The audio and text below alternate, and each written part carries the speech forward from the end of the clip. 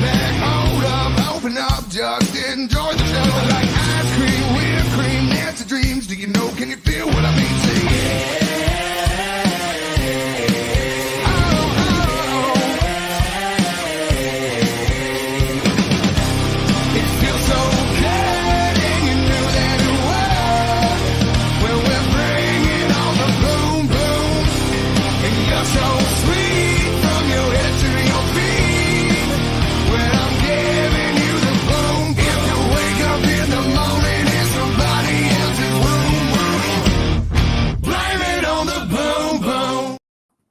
Ladies and gentlemen, welcome. It is a Thursday night. We are live here with TNA Hall of Famer, wrestling royalty, wrestling legend, Mr. Earl Hebner. Earl, how are you today? Good. How you doing? All right, thank you. It's raining over here. It's horrible, to be fair. Well, we get It a little looks quite bad sunny weather where here you too. are. Is it sunny where you are? What's that? Is it sunny? Nice weather? It's a little cloudy. Oh, okay. We've just got torrential rain here.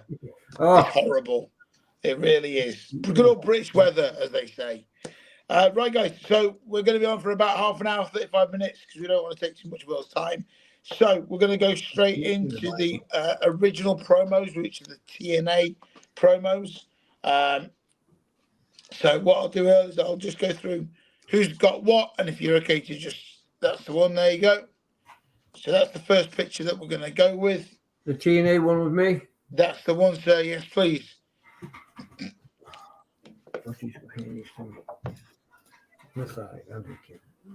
This one. That's the perfect. Okay. So the first one, when you have a pen, is to Sarah, and that is SARAH. We'll start over. SARAH.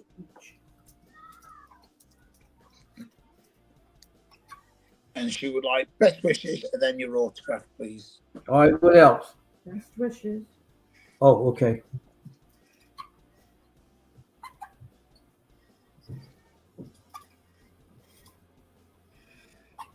Okay. Brilliant. Thank you. And the next one is. Hold on. Let me go ahead and sign. No problem. No problem.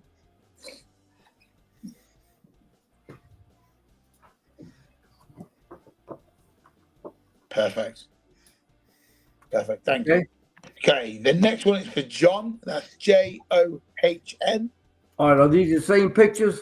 Yep. Okay. I'll go through them. What we'll do is we'll put them on the screen, Earl. And the picture that's on John. the screen. Yeah, John. JOHN. And again, he would like best wishes and then your autograph, please. Thank you. And guys, when you're watching this, if you want to pick up any photos, they are in the bottom right-hand corner of your screen. Just message Big Dan and he'll sort you out with those pictures. Perfect. Good. Yeah, that's awesome. Thank you. Do you want me to show you these every time I sign one, or just... It's up to you. It's up to you, sir. Yeah, I don't care. Whatever. That's cool. Okay, the next one is for Ethan. So, and that's ETHAN. ETHAN.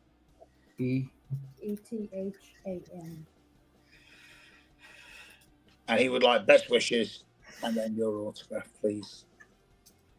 Sign on the right so you can see it.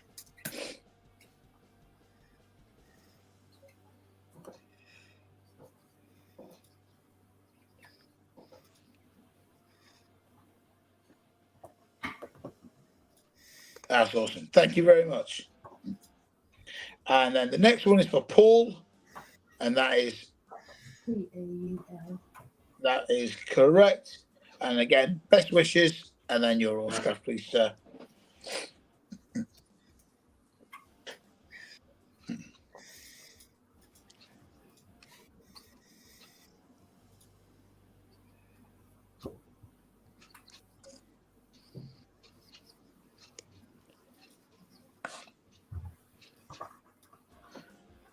Brilliant. Love that. And then the last one is for Simon. And he would like to Simon, top ref, and then your autograph, please. To Simon, Yep. Simon, Oh, yeah. Ref, Topref.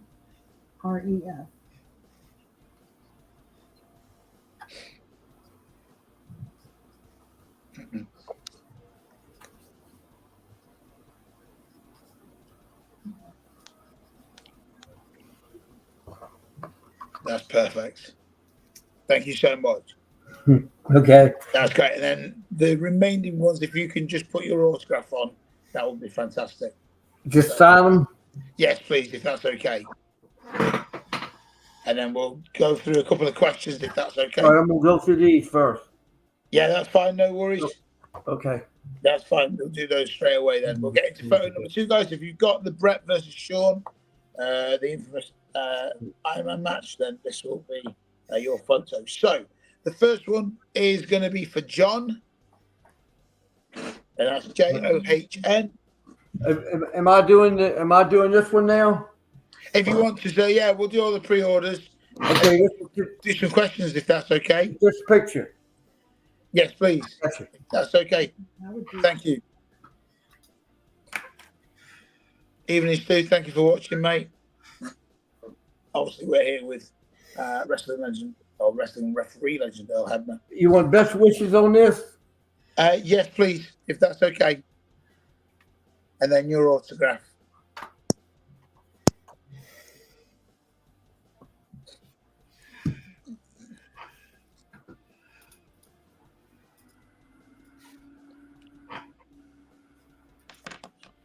What was it like refereeing this match, Earl?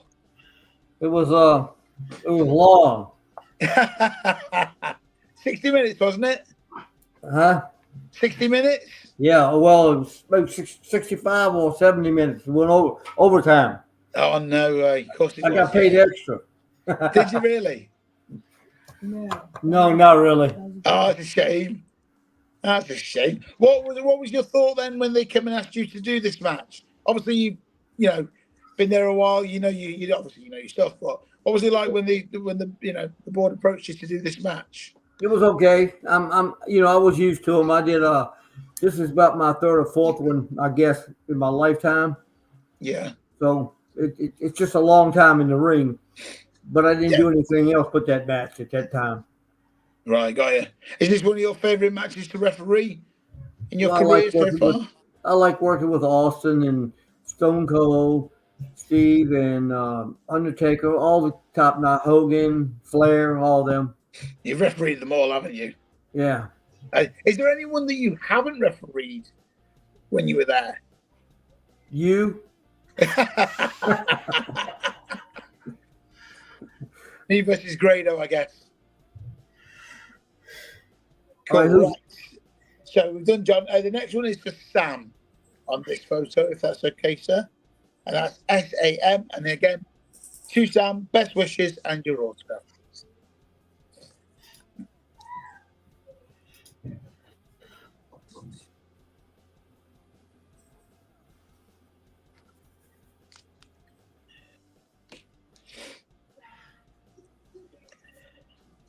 Evening, John. Evening, Stu. Evening, Adam.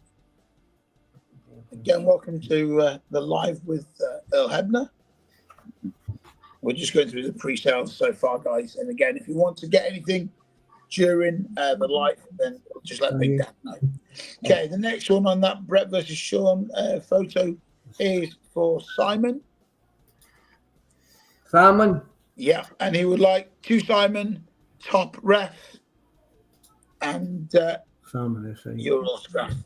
Stuart, yours is just about to be done, mate. To Simon, and what else now? Top ref. Top ref. Yeah, Simon is a referee over here in the UK, and every live that we do, he just requests that someone writes top ref. Best wishes.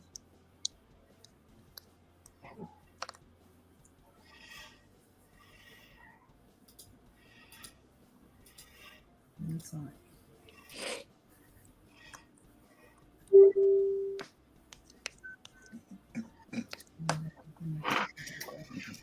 Okay. Okay, the next one is for John, and that's JON. JON. Okay. And then best wishes and your autograph, please. We can't do any inscriptions like that, Stuart. You have to be respectful, mate.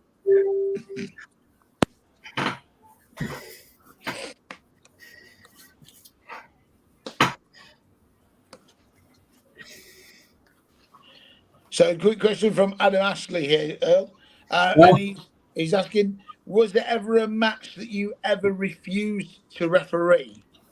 No, not really. All of them were, Fun. all of them about the same, just different people. Yeah.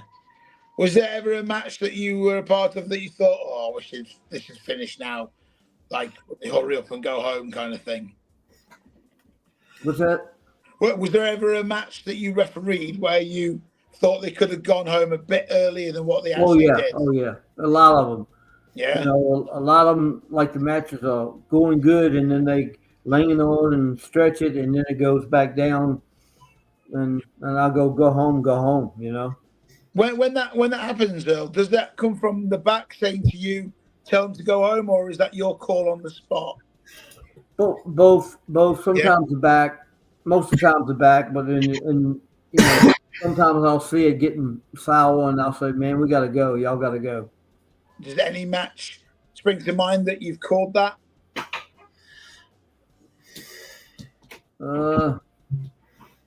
Can't remember right now.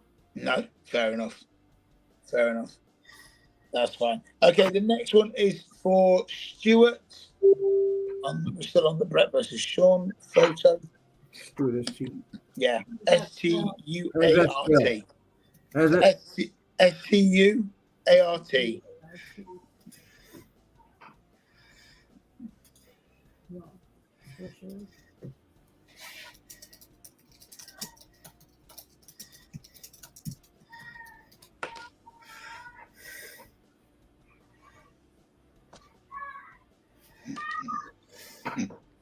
Again, guys, if you've got any questions for Earl, put them in the bottom. Cheers. Thank you. And the last one is for Stu, and that's STU. And he would just like to Stu, best wishes, and your autograph.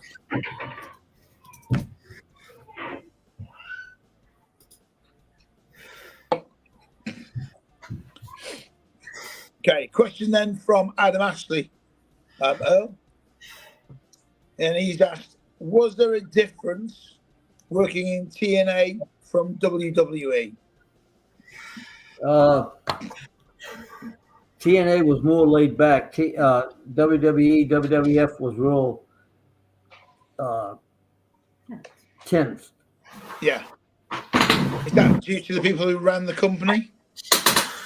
Yeah. Yeah. There you go. Thank you for that question, Adam. John asks, does Earl get his headwear from the same hat makers as good old JR? Yeah, I'm trying to copy JR. I'm getting to all the referees, so maybe I can get be his fill-in, be his partner.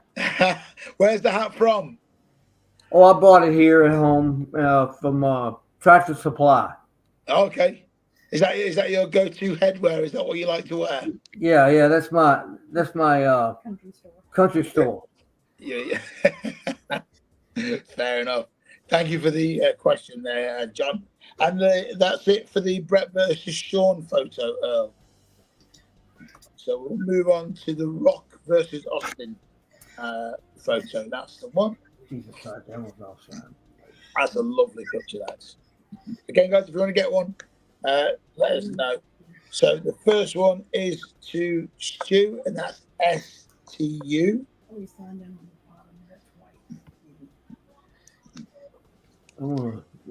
try this. I'm going to try another color here. I'm going to say silver normally works on that one there. Yeah. And then just best wishes and your autograph.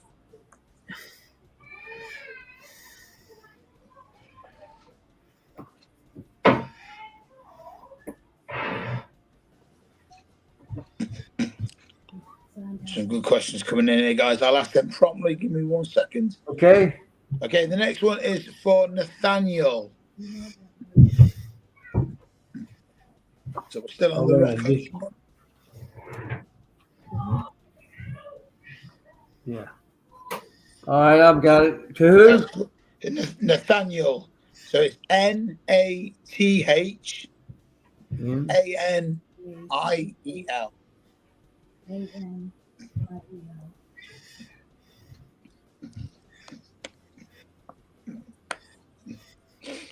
And just best wishes and your autograph. Now I'm just going to read you a quick question as well. And it's from John. Okay. And he asks, what are your memories of joining the WWF at WrestleMania 4? What's that? What are your memories when you joined back for WrestleMania 4? Well, it was a hell of a crowd, and I had no matter how long I refereed, every WrestleMania always gave me goosebumps. Really? Because it was just like the Super Bowl of NFL and all that, and it was just so many people at those WrestleManias. So even all the years I spent, when you walk out in that big crowd, it gives you chill bumps. What was your favorite WrestleMania, Earl? God, I don't know, because I had a lot of main events and all of them were great. Yes, you did. Yes, you did. Was there any main event that stood out for you? Well, the Austin and the Rock was one of the biggest ones that I've done. You know. Yeah. Is that because both guys were in their peak at the time? Yeah. And obviously the crowd were invested, and Yeah. they call on the main man to referee those two. Right. That's it. Okay. We're going to go in still with the Rock and Austin photo. Thank you for your question, John. This next one is for Dan. So DAN. To who?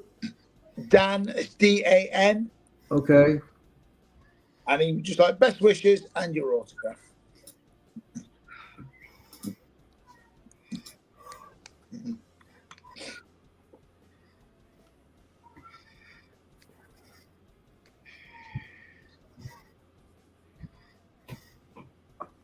All right.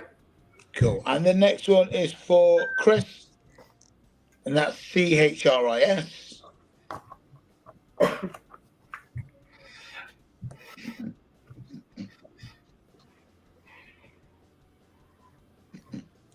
And he would like best wishes and your autograph.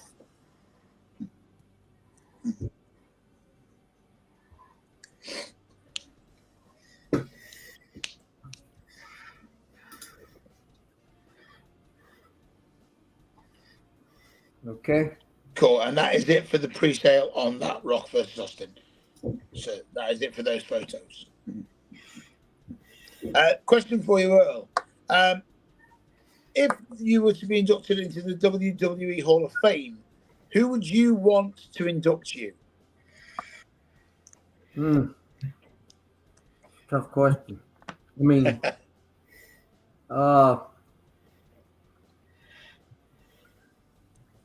I really don't know because it's never approached me and it's something that I hardly ever thought about. You know what I mean? Yeah. That's fair enough. That's fair enough. John would like to know, what are your memories of your match versus Nick Patrick at It was Invasion? great. Enjoyed It was a that. great match. Nick's a great guy. He did a great job. Did you ever wrestle any of the matches in that period of time? Or from then? I did one with my twin brother a long time ago with another company. Okay. You know, but I think Nick was the first match I ever had with a referee. Yeah. What was your response to the obviously backstage area telling you that you're going to wrestle? And as a referee, what was your response with that kind of stuff? What do you think? What was your response to you having to wrestle? Oh, it was great. I mean, it was a surprise. It was great, and I'm going, hell, I know some things, but I'm not a wrestler. Hell, so we just put it together and made a good show out of it. Yeah. Who was the agent for that match? I think Pat Patterson. Wow. Okay, well, you're not going to get much better than that, are you? No, Really? no. What a legend! What a legend! Let's have a look.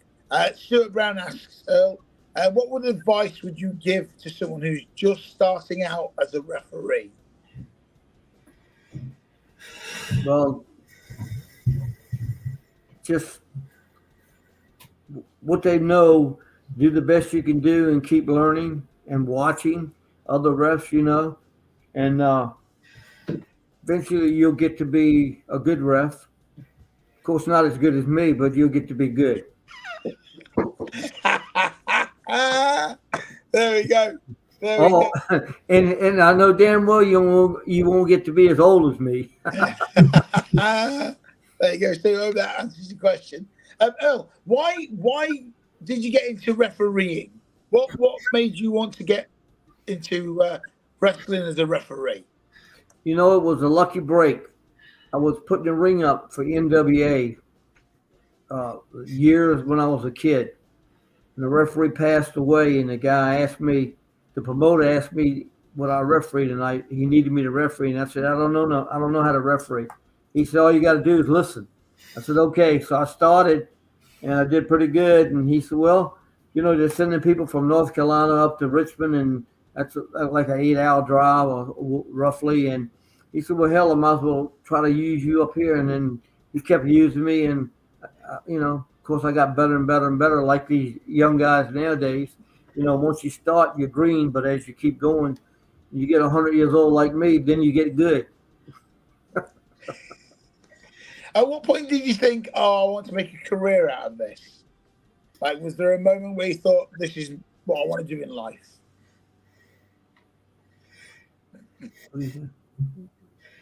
Was there a moment when you thought, yeah, this is what I want to do? Oh, yeah. I thought, well, I had other jobs I was doing and making good money, but I just love wrestling and putting the ring up every week and everything. It just, I fell in love with it, and that's what I wanted to do. So back then, you didn't make a lot of money back then, but it's what I wanted to do. I made more money doing my regular job than I did doing wrestling back then. But it's Okay. I wanted and kept going, and finally I hit it lucky. And what was it like kind of back in the day as a referee? Because obviously for me, the referee is the most important person in the match. Well, I agree with that. The referee is the most important person in the match Yeah, 100%. because he's got to know what's going on. He's got to know if somebody's hurt to stop it or go home with the match to end it, keep the injury from being worse than what it is. And there's a lot of things there's two, remembering all the spots where you got to be and what you got to do. Then that's just one match. The next match is going to be different. So it's entirely different. So it's like you got to really be on the ball. Yeah. What was it like when you had to referee kind of back-to-back matches? What was it like? That was Hard. that was kind of tough back then, because back then you only sent one referee out because, like a house show, you only had like 5 matches or 6 at the Right. most. So you do 3 in intermission, or you do 4 in intermission, and you come back. But then you had to go in there with all the finishes on your mind and spots. It was kind of tough, So, you know. did you ever find any match? With all due respect, was any match too tough to kind of remember, or was it just came natural that you? Oh yeah, fine. Well, at times it was a little tough, but the more you worked with the same guys all the time, you could learn. Like Rick, I know exactly what Rick's doing every time. He don't have to tell me nothing. Yeah. I know when he's going to do something bad and do something good, and because I've read, I can read him, and it's like anything else. The more you work with somebody, the familiar you get with them. So Yeah. you actually know about what they're doing and where to go, and where to be. Well, was there anyone that you really liked to ref? I love Rick because Rick gave me all the extra things to do and Triple H took care of me. DX took care of me. They gave me so much stuff to get me over and Yeah. make me who I am today. It's unreal. Yeah. Fair play. Fair play. John Morley asks, have you ever made a terrible mistake in a match? Oh yeah. Brian. Anything spring to mind? I was in St. Louis when I first started, and I was refereeing Rick Flair and Ricky Morton. Oh, wow. In the first match, I screwed the finish up, and I was Oh. nervous as hell. And I'm going, oh my God, Rick, oh my God, what am I going to do? What am I going to do? He goes, just listen to me. Don't worry about it. Don't worry about it. And Rick worked me right through it. Wow. And that was a championship match too. Was it? Yeah. What do you remember the finish to it? Hold on 1 second. I'm sorry. Yeah, no worries. What's that again? I'm sorry. I thought I cut my phone off, but I didn't. It's all good. I was going to say, do you remember the finish to that match?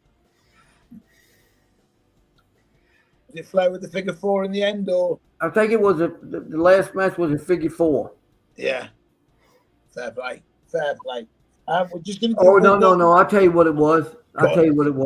It was a sunset flip, and he's pulling Rick's tight.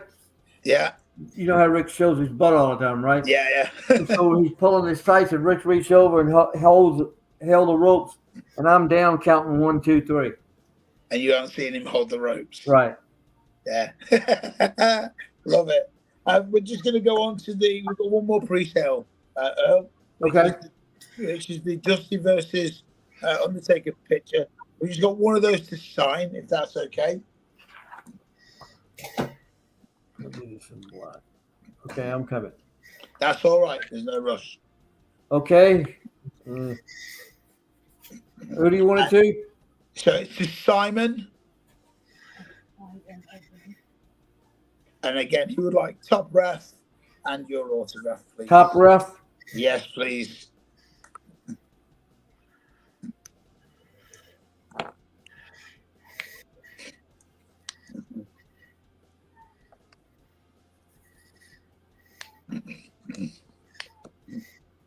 We'll do a couple more questions, guys, and then that will be it for our live tonight. Okay. So, cool. So the next question, Earl, is from Adam, and he would like to know who is on your Mount Rushmore of referees, and you can't include yourself. Who was the best, or who was? Top 4. Top 4. If you had a Mount Rushmore, and not including yourself, who are your 4? Well, I picked Nick Patrick. Okay. Mike Chioda. Yeah. Charles Robb. Yeah. And you. I can't think of his name. Yeah, you. And You. me.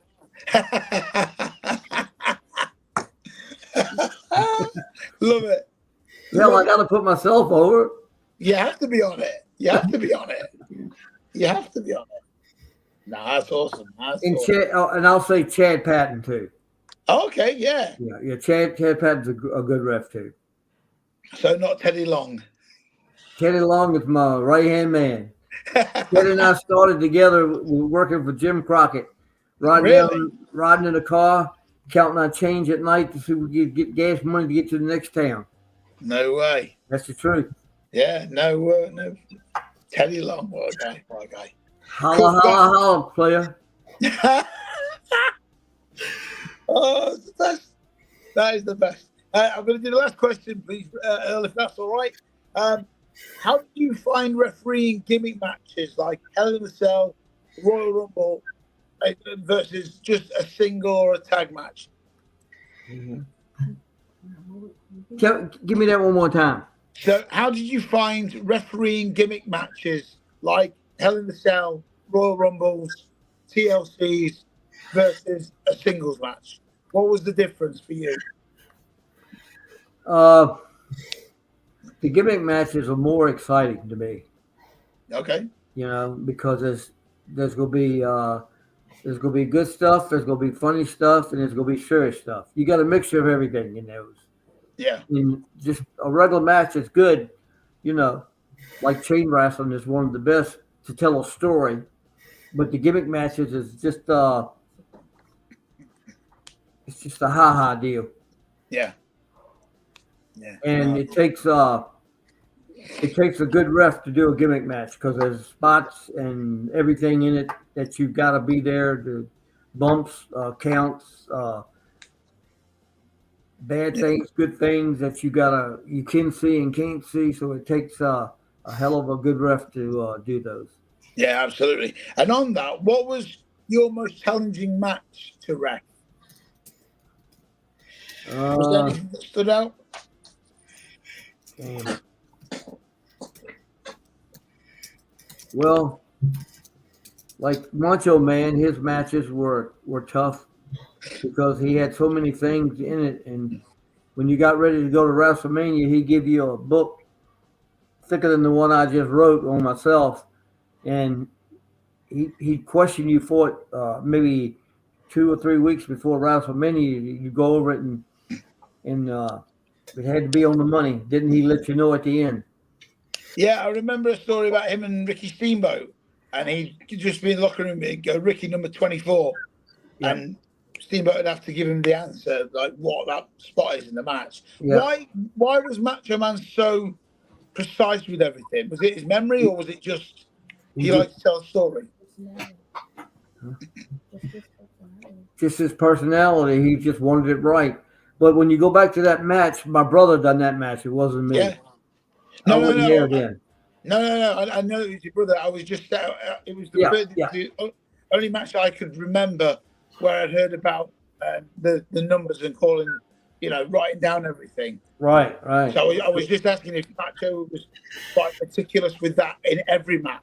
That was every WrestleMania match. Really? Yep, every WrestleMania match. It was a dictionary. Was that because he just wanted to be perfect? He wanted to be perfect. Yeah. Yep. Fair play. I mean, really, nothing's perfect in this world, in this business, but it's got to be close. Yeah. Excuse me.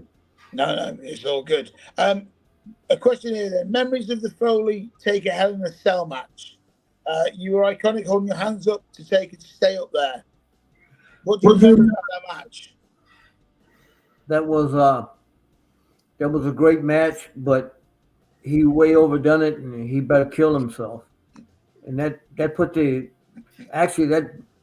probably ended his career in the business.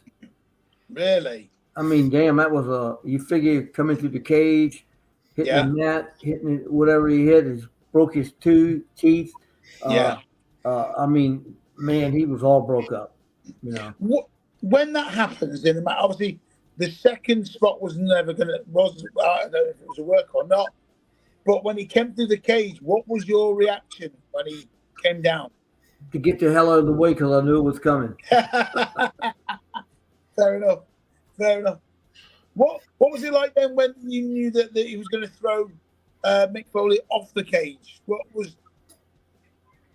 it like backstage when that spot was put to you? I didn't really want to see it. Really? Because I mean, it's a difference going through the cage and hitting the mat. Yeah. Than it is hitting the floor or the announcer's table. I mean, that's hard. There's no giving there. No. What was your reaction when it happened? Did you think he'd really hurt himself, or? Truthfully, I thought it would kill him. Really? Yeah, I wasn't a big fan for that spot at all. But it wasn't me; it was them. No. But I just don't like to see anybody get hurt, or crippled, or break their neck on something that could have been avoided. Right. I mean, it shortens your lifetime in this business. Yeah, I can imagine. Yeah, it will. I mean, you look at the young guys nowadays, all the crap that they're doing. Oh yeah. Hell, they won't be there at 40 years old. They'll be limping worse than I do at 75. Yeah. But everybody wants to be a superstar, so I mean, they risk their lives. Yeah, absolutely. Was there ever a match where a spot was kind of put in the match and you thought, I should be doing that? Or did you ever have a voice to say, guys, I really don't think you should do this? Do you know what I mean? Like, so you kind of thought no one will get hurt from it. Well, I used to tell the Hardy Boys, we do house shows, and house shows are just house shows. Yeah. And they do the same thing in a house show that they do on TV. And I'm going, Jeff, Matt, what the hell are you doing? You don't need all this stuff. Yeah, I said, what you're doing at TV, you're going to kill you. I mean, what you're doing in house shows, you're going to kill yourself before you get to TV. You don't need all that. But they will go getters. Especially Jeff. Jeff, he'd jump off the damn mountain. Oh, crazy, isn't he? Crazy. Question then: do you have any Owen Hart stories from your time in WWF? It's real shame and tragic that what happened to Owen, and I was there when it happened. Yeah. But Owen was just a great guy. I mean, he was one of the biggest ribbons in the business. Believe me. And do you have any good rib story? Any rib stories? Oh my God! Yeah, we were in Houston, Texas. That's when Ahmed Johnson was the world champion. Okay. And Owen went up to the music place where the guy plays the music, and he put Hulk Hogan's music in. So when they announced him as the world champion, Ahmed Johnson, Hogan's music came on, and out walked Ahmed Johnson. Owen was something else, man. Yeah. I'm telling you, God bless him. Yeah, no, anyone who's in that era, me and Big Dan are big Owen Hart fans. Any kind of like Owen story, we kind of just gravitate towards. It's quite cool. Yeah, like the Bulldogs, Dynamite and Davey Boy. Yeah, they were wild. All you UK people are tough. Apart from Grado's not tough. A bunch of not so much as tough as a bunch of rivers. Yeah, we try to be. Yeah. Me more than Dan, but yeah. Yeah. Right, guys. Before we close this, guys, if anybody would like to get any of the photos that we've sold during the live, please let us know. We've got time for one more question, and I'm going to leave it with Stu. If a wrestler tells a ref a spot during a match and it doesn't make sense, can the referee say and change it? Well, yeah, you could say, no, don't do it. You know what I mean? Yeah. But most of the time, it's up to them to what they want to do, you know? Yeah. But like if I think something is out of order and you don't really need it, I'll say, you don't need that. Forget it, you know? And did wrestlers kind of take that on board based on your experience? Oh, yeah. Did you ever have any wrestlers who didn't kind of listen and just went and did their own thing? Well, usually most referees will sit down and go through it. And like me, when we're going over the match, if it's something, I'll come up with an idea or something and they'll like it or don't like it. And I'll just always say, I got a suggestion. Yeah. I think it'll work. And a lot of times they'll take my advice, and sometimes they may not want to do it, but some things I think will work. But when you put three heads together, it makes a hell of a match. Yeah. Well, like we said earlier, referee's the most important. Without a referee, there's no match. Right. So, for all you aspiring wrestlers, the referee is the important person. So, yeah. Guys, thank you for the questions. Just going through them after. If I've missed any, I don't want to miss any for anyone. I think we're good. So, guys, we're going to call time on our live with the legend that is Earl Hebner. Earl, thank you so much for joining us tonight. Sorry for the late start. Apologies on that side. If you stay in the group, we'll have a quick chat afterwards, just for a few minutes to go through the last bit, and we'll let everyone else get on with their evenings. And thank you very much for watching our live with the legend that is Mr. Earl Hebner. Thank you for having me. More than welcome.